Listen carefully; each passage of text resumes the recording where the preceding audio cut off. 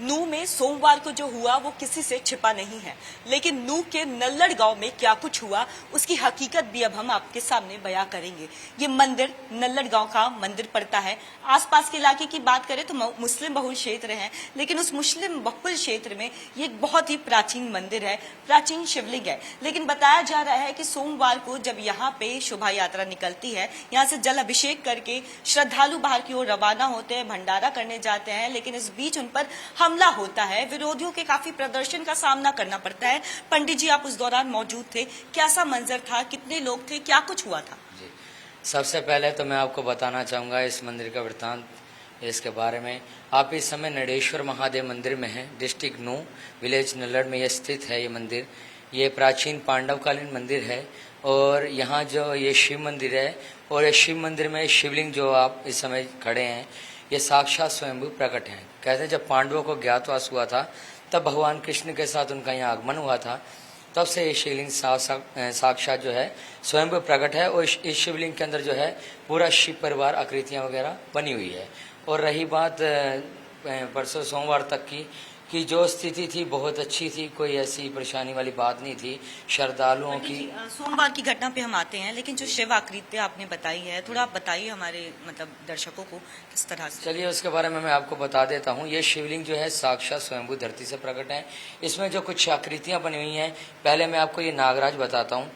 ये जो नागराज हैं ये साक्षात स्वयंभू धरती से प्रकट हो रहे हैं। अच्छा, ये जो सीधे, हाँ, ये साक्षात स्वयंभू धरती से प्रकट हो रहे हैं। अच्छा। और इस नागराज पे देखिए ये जो निशान बन रहे हैं, गड्ढे गड्ढे, कहते हैं कि कभी मिस्त्रियों को बुलाया गया था ताकि इस जो नागराज को है डेकोरेट किया जाए। हाँ जी, तो जब कुछ मिस्त्रियों ने इस पे छेनी से वार किया तो उस समय के दौरान कुछ ही पलों में जो है एक 10 फीट लंबा नाग आके शिवलिंग के ऊपर खड़ा हो गया। वो कहाँ से आया, कैसे आया, इस बारे में किसी को कुछ पता नहीं, लेकिन जो कार्य करने वाले थे, मिस्त्री थे, एकदम से वो घबरा गए। तो जब और उन्होंने इधर उधर सहायता के लिए बुलाया तो जो यहाँ के पहले पौराणिक लोग थे पूजा करने वाले, तो उन्होंने महादेव के आगे, उस नागराज के आगे पूजा अर्चना करी और उनसे यही कहा कि क्षमा कीजिए, आज के बाद ऐसा नहीं होगा।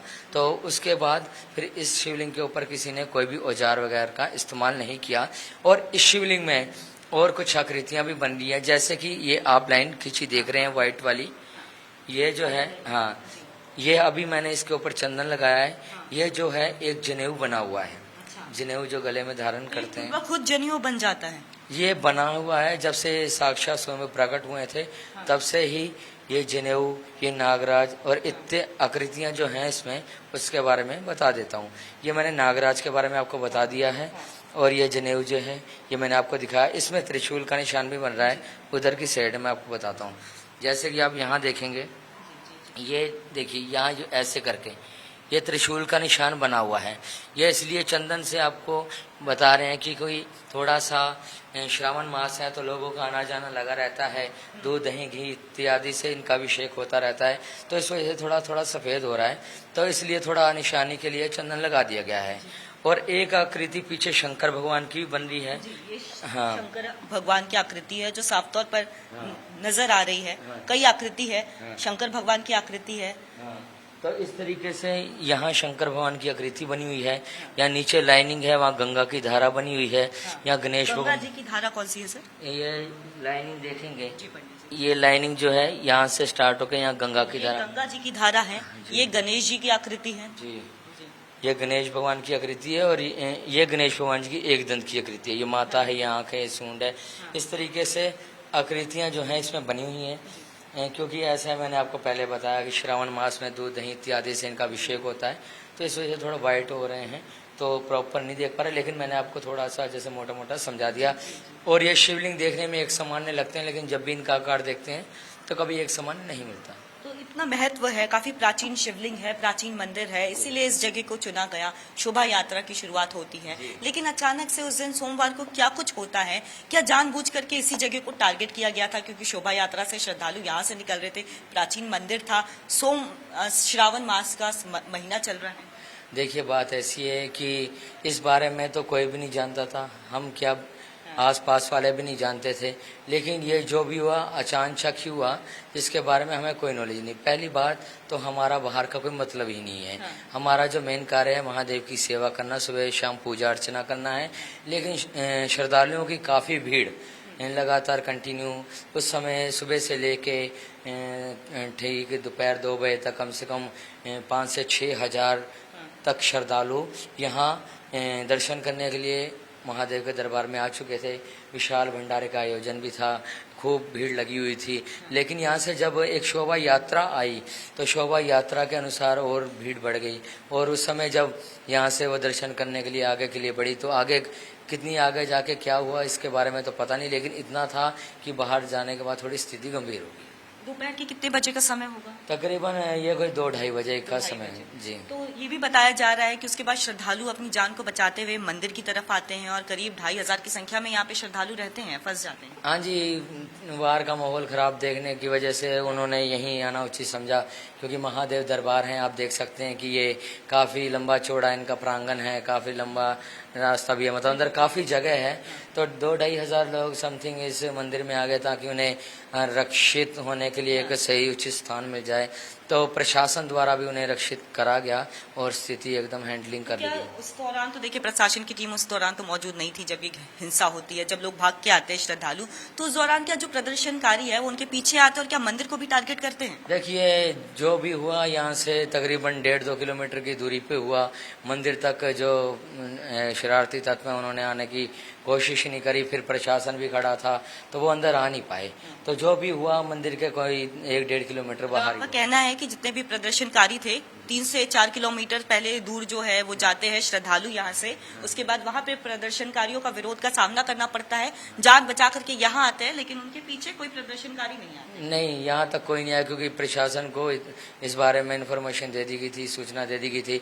तो प्रशासन से जितना जल्दी हुआ उन्होंने यहाँ आके थोड़ा इसको जो है अपना माहौल को तो रेस्क्यू कार्य कब शुरू हुआ पंडित जी? कब लोगों को लेकर के जो श्रद्धालु थे उनको लेकर के पुलिस अपने मतलब जगह पे लेकर के गई? तकरीबन 6 बजे से 6:30 बजे के अंतराल जो है भक्तों को यहाँ से धीरे धीरे करके निकाला गया। तो तकरीबन 2-1 घंटे वो मंदिर के अंदर ही थे जी। 3-4 घंटे का समय, मतलब 2 बजे से हिंसा शुरू हुई, 6-6:30 बजे पुलिस की टीम पहुंचती है और लेकर के जाती है। पुलिस की टीम जैसे कि मान लीजिए अब श्रद्धालु 3-3:15 बजे मंदिर में आते हैं तो देखिए समय तो लग जाता है। आप जानते हैं कि बैकवर्ड एरिया में है ये, अंदर का इलाका भी है। जब हम भी आ रहे थे तो नू से भी काफी अंदर ये इलाका पहुंचता है, एकदम कोने में है। नू से 3 किलोमीटर का रास्ता पड़ जाता है। तो प्रशासन को देखिए सूचना तो दी गई थी, तो जितना इनसे हो सका उन्होंने काफी कोशिश करी। तो तकरीबन फिर भी 1 घंटे के अंदर जो प्रशासन पहुंचे, तो जब तक यात्रियों को यहाँ से निकाला गया था तो प्रशासन यही था। तो आप चूंकि यहाँ के महंत है पंडित जी, तो आपको भी क्या कभी कुछ टारगेट किया गया यहाँ के प्रदर्शनकारी? हमें तो कभी कोई टारगेट करा नहीं गया। फिर परमात्मा की कृपा से सब ठीक ठाक है। हमें बाहर कोई लड़ाई वड़ाई करनी नहीं है, हमें तो सेवा करनी है। भक्त आते हैं, भक्तों को बताया जाता है इनका वृतांत जो भी है इनके बारे में अधिक। कितना साल पुराना मंदिर है ये 5100 वर्ष पुराना है, पांडवों के टाइम का जी जी। तो बिल्कुल देखिए, नू में जो हिंसा भड़की थी उस हिंसा की आग अब कई राज्यों में भी पहुंच रही है। साथ ही साथ कई राज्यों में हाई अलर्ट कर दिया गया है, यहाँ तक कि हरियाणा के कई डिस्ट्रिक्ट में ये हिंसा की आग पहुंच गई है। लेकिन इस बीच देखिए सोमवार को मंदिर को भी टारगेट बनाया जाता है, मंदिर को पूरी तरह से टारगेट किया जाता है। और साफ तौर पर आपको बता दें कि जो इस पूरे इलाके में जब मंदिर पर हिंसा होती है तो कई श्रद्धालु यहाँ से 3 से 4 किलोमीटर बाहर जाते हैं, भंडारा चल रहा होता है, शोभा यात्रा निकाली जाती है। लेकिन उस दौरान प्रदर्शनकारी के काफी विरोध का सामना करना पड़ता है, जिसके बाद जैसे तैसे जान बचा करके श्रद्धालु मंदिर में पहुंचते हैं। क्योंकि ये मंदिर का प्रांगण काफी बड़ा है, तो ऐसे में यहाँ पे मंदिर में बच के अपनी जान को बचाते हैं। और उसके बाद कुछ ही देर बाद यहाँ पे मंदिर की तरफ से, मंदिर अथॉरिटी की तरफ से पुलिस को सूचना दे दी जाती है और उसके बाद पुलिस प्रशासन की टीम यहाँ पे पहुंचती है और एक एक करके लोगों का रेस्क्यू किया जाता है। कैमरा पर्सन शिव के साथ कोमल बहल, इंडिया डेली लाइव।